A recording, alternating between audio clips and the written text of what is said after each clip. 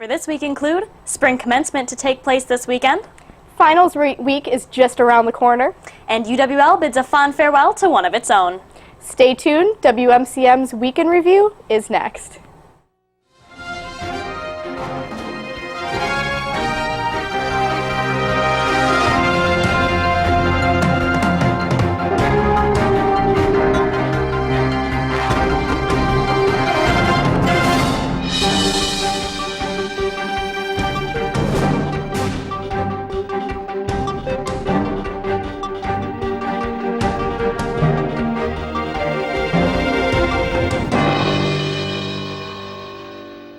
Hello, and thanks for watching WMCM's Week in Review. I'm Bree Levine. And I'm Katy Pence.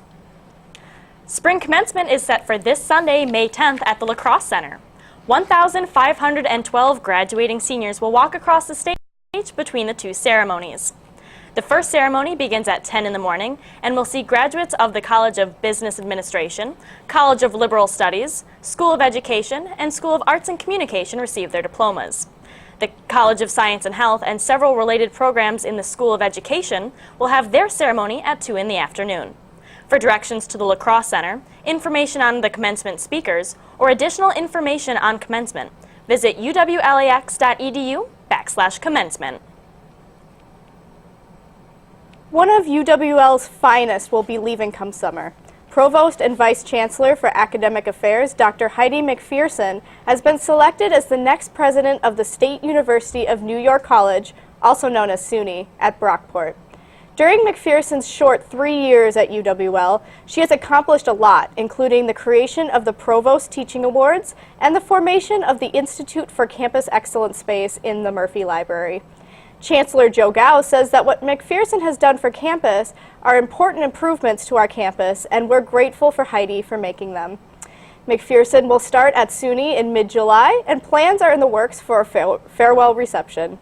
From everyone at WMCM TV, we wish Dr. Macpherson a fond farewell and the best of luck with her new position. Students in the Communication Studies Department will present their senior research projects in 3 poster sessions during final exams week. All Communication Studies students are required to design, conduct, and present their professional quality research projects. To learn more about the students' research, attend the poster sessions Monday, May 11th from 2:30 to 4:30 in the afternoon, Tuesday, May 12th from 10 in the morning to noon, or on Wednesday, May 13th from 4:45 to 6:45 in the evening. For the full list of students presenting at each session, check out this week's Campus Connection on the campus news page, news.uwlax.edu. All sessions will be in Port Call, Cartwright Center. The end of the semester is here, which means another book sale. We sent our crew out to check it out. Wondered what happens to old or used books? You are in luck. You can head up to room 270 in Murphy Library to check out the spring book sale. The idea behind the book sale would be to get books into the hands of people who appreciate them. We have withdrawn library books, gift books, books that our library doesn't use anymore, so we want to find a home for these books. Maybe you're looking for a leisure book or an extra reference book to write those papers. There are hundreds and hundreds to choose from. We have the books in the sale sorted by the subject, so there's history, sports, computers, foreign language, a lot of fiction, business, sociology. Don't worry about breaking that piggy bank. Book sale prices are very cheap. They're withdrawn books, old books. We feel it's reasonable. Some of the books have been donated. People who have books they want to get rid of, we accept books, then we see if we want to add them to the library. If not, we find homes for them this way. Make sure you check out the spring book sale. It runs through Friday, May 8th, and whatever books are left over on Friday after 12 p.m. are free. For WMCM TV, this has been Ashley Wasson and Stephanie Hoff. Thanks, Steph. Now here's Molly Prescott to talk about what's happening around campus. Thanks, Bree. Local performers will take the stage for 1-2-3 Thursdays. Local Talent starts at 6 o'clock tonight in the Cellar. The showcase is an opportunity for students to enjoy a variety of local talent. For this event, each person or group will take the stage for an hour. Admission is free and is sure to be a great time. If you're ready to dance your way out of the spring semester, then UWL's Kinesis Dance Theater is what you need to top off the end of the school year. At 7:30 in the evening, Wednesday, May 6th, and Thursday, May 7th, Kinesis will present its annual dance performance in Valhalla Cartwright Center. The students will present modern and jazz concert dance. Tickets are $4 and are only available at the door. While graduation is an achievement and an honor earned by many students every semester, only 6 students will be honored this evening for the commencement at the university's top graduates for the 2014-2015 academic year. The UWL Distinguished Alumni Awards reception and ceremony is set for Friday, May 8th at the Query Alumni and Friends Center. The students are being honored with 5 alumni recognized for distinguished service and successful careers. From all of us here at WMCM, congratulations to the 6 students and alumni receiving the awards, as well as all those getting their diplomas this Sunday. You have all earned it. Best of luck with your future endeavors. Now, back to you, Bree. Come and celebrate the life and legacy of a fellow UW lacrosse student. Emily Lyons, a 19-year-old biology student, passed away 2 months ago following a snowmobile accident. To honor her memory, members of the Eta Sigma Gamma and Lyons family have teamed up for a remembrance and organ donation awareness event. Between 11 in the morning and 2 in the afternoon on Monday, May 11th, stop by the clock tower to hear Lyons' story. You can then sign up for the Wisconsin Donor Registry. According to her family, even though she is physically gone, Lyons lives through her organ and tissue donation. Because of her organ donor status, she has saved the lives of 7 other people, according to her family. For more information about the event, email Kate Nolke at knoelke2@uwlax.edu. It's nice out right now, but we might see some showers later tonight. Stay tuned, and I'll be back with your weekend forecast later in the show. At the University of Wisconsin-La Crosse, surround yourself with potential. Surround yourself with lifelong friends. Step on campus and be welcomed with a friendly smile. It's just like home. Surround yourself with nature's beauty. Nestled in western Wisconsin's driftless area, it's perfect for learning. Hike the bluffs, bike the marsh, soar. Surround yourself with challenging academics. Our motto is Men's Corpus Gay, Latin for mind and body. Experience a whole education. Conduct research. Surround yourself with distinction. Surround yourself with UW-La Crosse. With final exams just around the corner, many students are buckling down and getting ready to push through to the home stretch. Whether you're looking to take a study break, needing some motivation to finish a paper, or ready to unwind after that last exam, there's plenty of events going on to help you. Starting off the finals fun is the Coat Hall Bash tomorrow, May 8th from 2 to 6 in the evening. Head out to the field between Coat and Eagle Hall for a cookout, Segway tours, an inflatable obstacle course, caricatures, longboards, hammocks, and more. If instead you need to get homework done, try the study-a-thon hosted by the Interfraternity Council. Join them this Saturday, May 9th in rooms 3213, 3214, and 3215 Centennial Hall for both quiet and group study sessions, as well as refreshments. The study-a-thon runs from 9 in the morning to 2:30 in the afternoon. If by Monday you're feeling like screaming, head out to the Hochschler Clock Tower for the campus-wide final scream led by Chancellor Gao. The big scream happens at noon, but if you can't make it, don't worry. Post your final scream selfie using hashtag UWLFinalScream on social media. This is the 3rd campus-wide scream, so make sure to make yourself heard. Once you've screamed yourself hoarse, take a short walk to the Whittick Lawn for a free yoga class from 12:30 to 1:15. All experience levels are welcome. Just be sure to bring your own mat or towel. For more information on these or any other final week events, head to the UWL Wellness Resource Center's website at uwlax.edu/wellness. This week we sent out the WMCM crew to get a sneak peek at the celebration of involvement on campus. Let's take a look. For students to explore and get involved with organizations on campus. The celebration of involvement really is just for all of the students on campus who are involved, and so it's just a very outgoing and oriented group, so all of these people are trying to get to know each other and they're connecting right now. The celebration of involvement is a way for students to learn about the different organizations on campus. I would say try it out, because a lot of the orgs here are very receptive to maybe you just coming to a meeting. There aren't rules of attendance. So if you're just interested, I would say just go and see, check it out and see if you like it. Also, we have at the beginning of the school year, we have this cool thing called Involvement Fest, which is basically a fair where every student org has their own table and students can walk up and kind of see if they're interested and meet the people in the club, and that's really successful. It's our biggest event of the year. One of the many incentives of attending Involvement Fest is winning prizes. We have a lot of prizes donated by Pepsi, just some general Pepsi apparel and cool souvenirs and stuff like that. And then we have candy and just little goodie bags that we're giving away through bingo, and we have a cakewalk with lots of cupcakes, and we have some Leadership and Involvement Center gear. So we're just giving away lots of stuff. From Cartwright Center, this has been Kira Cohen, Jordan Rather, Matt Gutzman, WMCM News. Each week, the WMCM crew goes out and talks to your fellow peers in a segment we call Campus Insight. This week, they ask students, can guys and girls just be friends?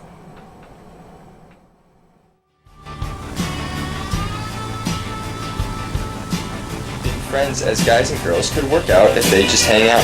Let's see what they have to say. Yes, I do. I've lived with two boys for the last 2 years, and we're really good friends, and there's never been anything else besides that, so. Alright, do you think it's possible for guys and girls to just be friends and hang out? Yeah, why not? No. Why not? I don't think guys and girls are chemically formed to do that. I don't know. No. Why not? Because everything's about sex. Everyone always thinks about sex. Do you think it's possible for guys and girls to just be friends and hang out? Yes. Based on my experiences, no. Absolutely. You think it'll work? Yes. Awesome. Thank you. There you have it. This has been Brigham Wyrock and Scout for WMCM TV. Look for the WMCM crew around campus for a chance to have your opinions heard on next week's Campus Insight. And now here's Adam Roberts with a review of the movie The Room. 2003 was a year of historical moments in this country. The invasion of Iraq, the Columbia disaster, and the making of one of the most unusual cult classics of all time, The Room. The film, directed, produced, written by, and starring the French/European/Eastern European goofball Tommy Wiseau, follows the story of Johnny, a man soon to marry his fiancée Lisa. But Lisa's carrying a dark secret. Behind Johnny's back, she and his best friend Mark are having a passionate affair. And that's about all the casual viewer will take away from this bizarre performance. The rest of the film is a quizzical mashup of doggies and red roses, men in tuxes throwing a football around, and a record number of plot holes. Seriously, I have fewer fingers on my hand than there are plot holes in this movie. The film was extremely low budget, mocked upon its release, and an embarrassing stain for the other actors who took part in it. Let's look at the trailer. I may not make it through it.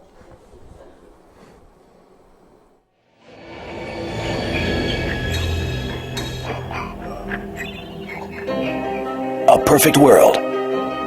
These are for you. Thanks, honey, they're beautiful. A perfect life. I would do anything for my girl. I love you, Lisa. I love you, Johnny. He provides for you. Darling, you can't support yourself. I don't love him anymore. He didn't get his promotion, and he got drunk last night, and he hit me. It's not true. I did not hit her. Well, maybe you should have a girl, Mark. Yeah, maybe you're right. Maybe I have one already. I don't know yet. We can't do this anymore. Johnny's my best friend. This will be our secret. Don't worry. You can trust me. We are expecting. I'm your future husband. You sure about that? Please talk to me, please. You're having an affair with Lisa, aren't you? I need more from life than what Johnny can give me. She's a sociopath. She can't love anyone. There is no baby. I told him that to make it interesting. But you're such a manipulative witch. You're hurting yourself. You're hurting our friendship. I treat you like a princess, and you stab me in the back. You are tearing me apart, Lisa! Hey, Danny. Where's my money, Danny? Put the gun down. What the hell is wrong with you? Just shut up. Hey! Get out of this world! The Room, a film with the passion of Tennessee Williams, directed by Tommy Wiseau. The best movie of the year. Experience this quirky new black comedy. It's a riot. You know, the more I sit and think about it, maybe this movie isn't so bad. Oh, don't get me wrong, it's awful. But maybe it's so bad that it's actually good. I mean, think about this for a sec. Aspiring filmmaker down on his luck sees The Room and thinks immediately, if something this terrible can become a cult classic, maybe I can actually make something of myself. I mean, for God's sakes, the Room gets shown in theaters for special showings. Fans wear apparel from their favorite scenes. It's shown all over the place. I mean, Tommy Wiseau is so downright delusional in thinking that this movie is legendary that it actually is.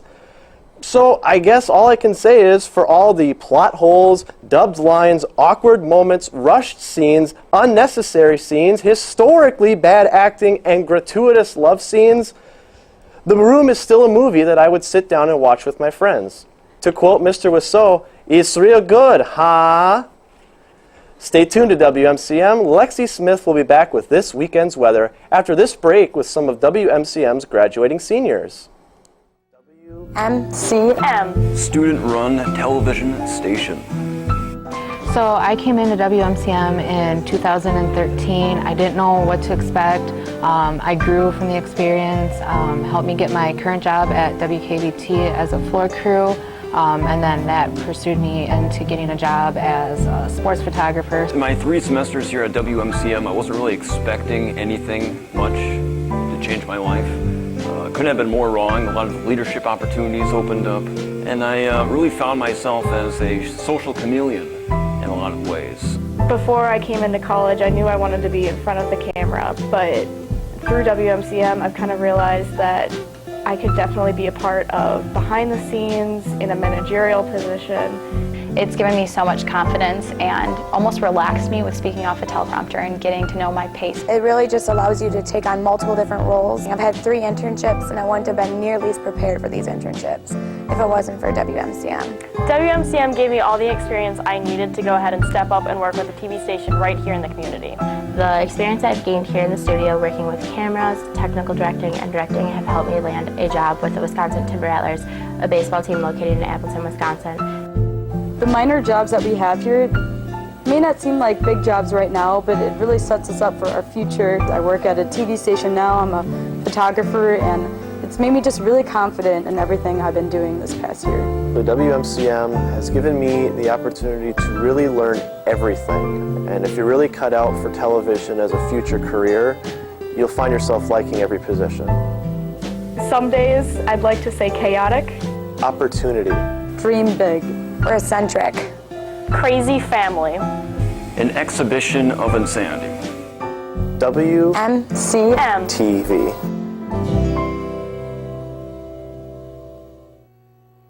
Back. I'm Lexi Smith here with your forecast. Let's look at tonight. As you can see, there are more showers in our forecast. Thunderstorms with 60 degrees and some strong winds still at 14 miles per hour. Moving on, we have Friday where it's cloudy and the temperature is 69 degrees, but at least it's not raining, right? And then on Saturday, the temperature is 73 degrees, should be gorgeous, only partly cloudy, so get out there and get your tan on, get the grill out, do everything you want to do in the summer because Saturday is going to be the best day of this weekend. And then the forecast every graduating senior is looking for is Sunday. It could rain, unfortunately, but that's not going to stop the fun times we have walking across the stage, but it'll be 69 degrees with some showers. That's all I have for weather, and now here's Thomas with this week's interview. Thanks a lot, Lexi. I'm here with Caleb Cullen Rivera talking about gender within society. Good afternoon. Caleb, how are you doing? Hi, I'm great. I'm happy to be here. So I would like to start off, would you mind giving a little bit of background to your academic aspirations? A little bit about yourself? Sure. So I'm basically a super senior in I'm a communication major, as you know, and I'm also a psych minor as well. And then I also work as a wedding designer and planner with Weddings by Nancy downtown. That's wonderful. How do you think the majority of society defines gender? Okay, so a majority of society defines gender as a binary item, where it's either you're male, you're female, you're boy or girl, and that's it. That's pretty much what it is. That's a short answer. Otherwise, I could go on for a lot longer. How would you define gender? So gender is how I defined it, and a lot of other academics, as well as people in the realm of understanding different gender expressions, is that essentially gender is a social construct of what it means to be who you are. So how we define it is something that it's a gender expression. It's how you want the world to see you. So are sex and gender synonymous terms? Nope, sex and gender are completely separate terms. Sex is basically what your genitalia is, and gender is how your expression is. So there's a biological and a social difference between the two? Yes, there is, absolutely. Feminism is often a word we associate with gender, but it appears to be rarely understood. How would you define feminism? Feminism is pretty much the wanting of equality and justice for women, having them comparable to men, like they're on the same playing field, pretty much. One type of feminism focuses on equality, and one type of feminism focuses on justice, and they kind of just need to meld together. What do you believe is America's perception of feminism outside of the university? Anything that's non-academic, they see feminism as kind of a like a neo-feminist type of thing where they're trying to kind of ruin men's fun in the world, and they see it as a kind of negative thing when that shouldn't be the case at all. Has this been a recurring theme throughout history? It has. Like, if you take a look at history, like, not even 100 years ago, women didn't have the ability to vote, and a lot of women suffragettes, like, were looking for that ability to vote. They would, they went to tons of different things to try to get their ability to vote, and they were arrested, they were beaten by cops, and eventually they finally won their chance to vote. So this power structure still exists within society. How large is the scale? It's always been in history. It's been constant throughout time. Men have created a binary, and then they've placed themselves higher above women, so that way they can subjugate them and devalue them. Is there a proper term for that? That was it. Oh. Sexism. Oh. Does gender inequality get as much national attention as racial or ethnic inequality? That question is just problematic right off the bat, because if you make it like that, then you're kind of pitting these things against each other. It's very important to look at intersectionality of it, where they're all kind of intertwined together, and they all kind of need to be brought up into the light at the same time, rather than focusing on one or the other. Do you think most people are aware of this awareness of gender?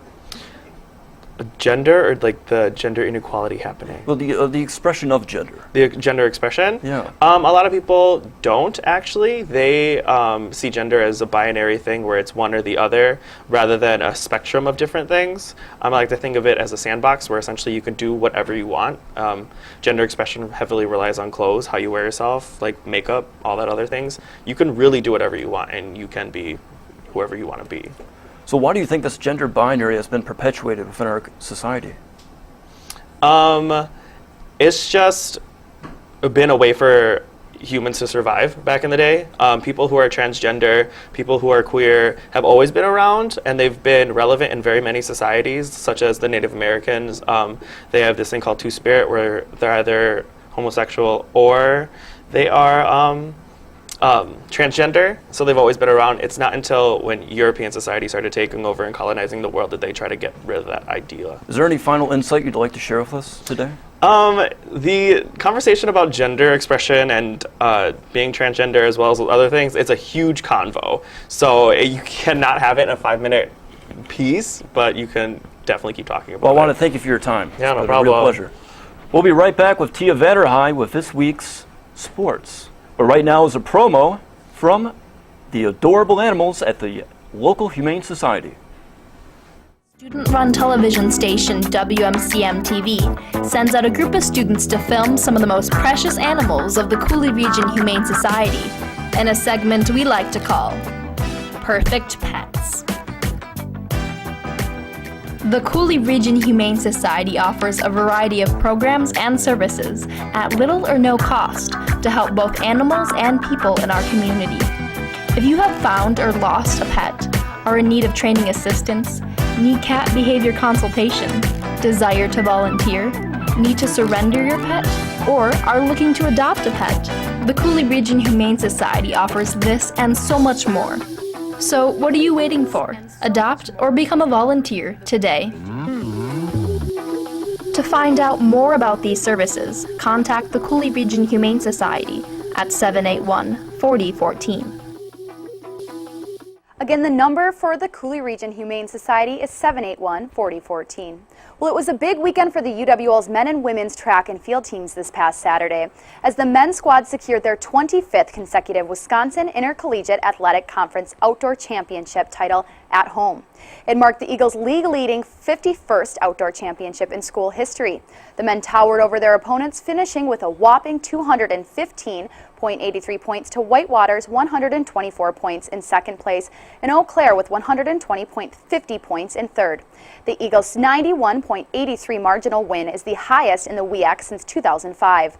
Key contenders for the squad included senior Dominic Nulms, was named the 2014 WEAC Field Performer of the Meet, winning the high jump and long jump and finishing second in the triple jump. First place finishers included sophomore Ross Denman in the 400-meter dash, junior Danielle Otto in the 110-meter high hurdles, senior Grant Havard in the discus throw, and senior Jeffrey Hill in the pole vault. Head coach Josh Buchholz is 7 for 7 in his WEAC outdoor and indoor championship titles since he's been a coach at UWL.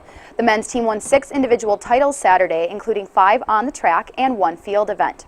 The Eagles are back in action tonight at North Central College for the Gregory Invitational, and tomorrow evening as they host the Eagle Open at 4 in the afternoon.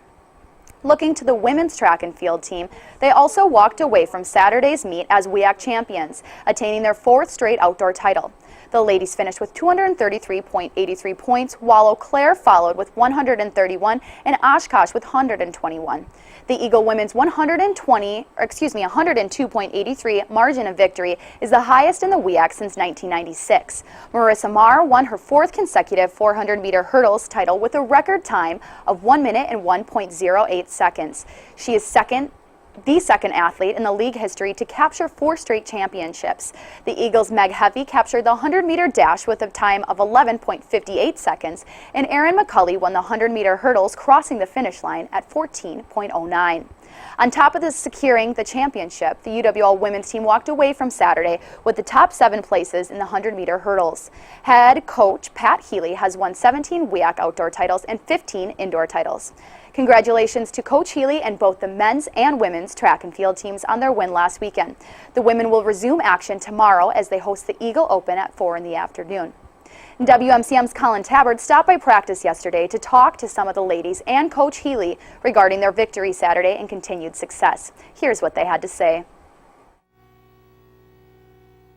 Well, Tianna, it's all smiles here at Roger Herring Stadium. This past weekend, the men's captured their 25th consecutive WIAC title and the women's their 4th, a feat that both teams are very proud of. This is our 17th out of the last 23, so you know, we've kind of knocking on the door a lot and going through the door quite a bit. One of the coolest feelings ever, knowing like as a senior coming in, winning, you know, all 4 years is really cool. And it was even better like ending our senior year, our career on our home track. It was just one of the coolest feelings ever. It was awesome.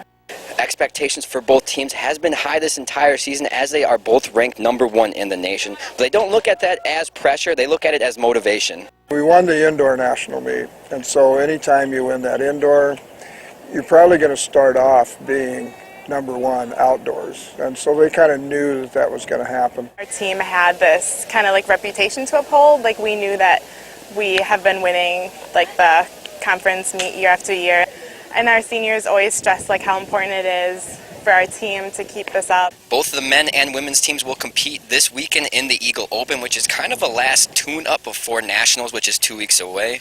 From Roger Herring Stadium, Colin Talbert, WMCM Sports. Thanks, Colin. The Eagles baseball team, with a current record of 28-10, is equipped for the WEAC championship tomorrow and Saturday at UW-Whitewater. The men are seeded second in the tournament and will face third-seeded UW-Stevens Point Friday at 1 in the afternoon at Percha Field at James B. Miller Stadium. The losers of Friday's opening 2 games will play in an elimination game Friday at 4 in the afternoon, while the winners of the first 2 games will play Friday at 7 in the evening. The tournament follows a double elimination format and again will continue through Saturday. The winner of the championship will receive the WEAC's automatic bid to the NCAA, a Division III championship. And that's all we have for this week's sports. I'm Tianna Vanderhei. So for us seniors, this is our very last show. I'm sad to say, but thank you for being with us for these 4 years we call college. This is our last newscast. Make sure to tune back into WMCM this fall. Bye. Rick Wilson, now you're waving. I like waving. I don't know. Keep on shouting, everyone.